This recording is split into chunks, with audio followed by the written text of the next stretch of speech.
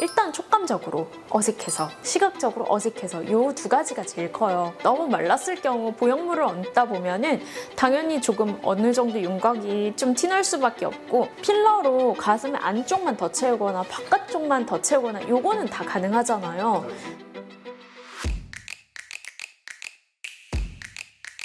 그래서 가슴 보형물을 하고 난 다음에 왜 오냐? 가슴은 이미 커졌는데 왜 올까요? 일단 촉감적으로 어색해서, 시각적으로 어색해서 요 두 가지가 제일 커요. 그래서 그런 부분을 교정해주는 역할을 하고 있고, 젖꼭지가 너무 바깥쪽을 보고 있다거나 가슴 골이 형성이 되지 않아 있다거나 아니면 너무 새 가슴이거나 뼈 가슴이라서 그 보형물 넣은 게 너무 티나거나 이런 경우가 있겠죠. 근데 이제 제가 좀 원장님 말 듣다 보니까 의외인 점이 이게 필러를 맞으면 촉감의 개선이 있나요? 필러는 엄밀히 얘기해서 지방 정도의 느낌이라고 보시면 돼요. 그렇기 때문에 촉감적으로도 시각적으로도 굉장히 만족도가 있죠. 일단 말캉말캉하고 자연스럽잖아요. 진짜 내 가슴 같고.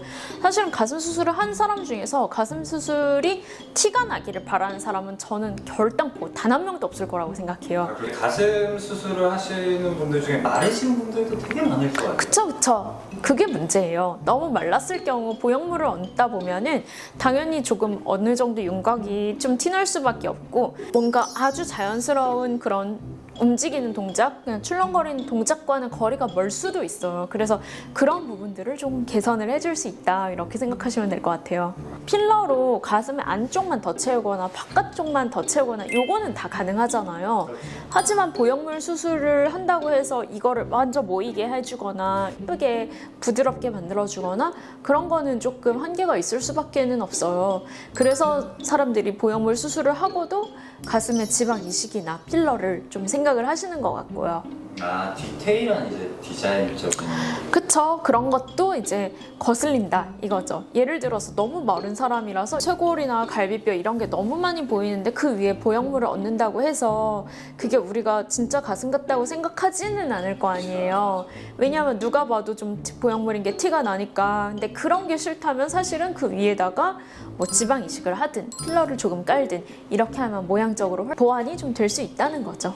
근데 이런 사람들한테 너 무조건 재수술해 이럴 수는 없어요. 근데 재수술을 하라고 할 수도 있죠. 하지만 그거는 이 가슴 수술 자체가 굉장히 좀 힘든 과정을 겪어야 되고 좀 많이 통증이 있을 수도 있고, 그리고 비용적인 문제도 무시할 수 없는데 그거를 무조건 너 다시 재수술해 이런다고 해서 뭐 100% 밑가슴이 올라오는 것도 저는 아니라고 보기는 하거든요. 그래서 그럴 경우 약간의 조금 내가 생각하는 컴플렉스를 보완하기 위한 목적으로는 저는 정말로 괜찮다라고 생각을 해요. 제가 아무리 생각을 해도 가슴 수술을 해서 생긴 처짐이나 아니면 비대칭을 재수술을 한다고 이게 해결이 되나? 라고 생각이 들더라고요. 해결이 될 수도 있지만 만약에 이제 안 될 경우 시간과 돈과 속상함이 배가 되네. 그쵸. 그런 문제가 생기겠죠. 근데 이제 그 부분에 있어서 뿌띠 시술로 간단하게 조금 해결을 해줄 수 있다라고 생각하면 그거는 굉장히 매력적인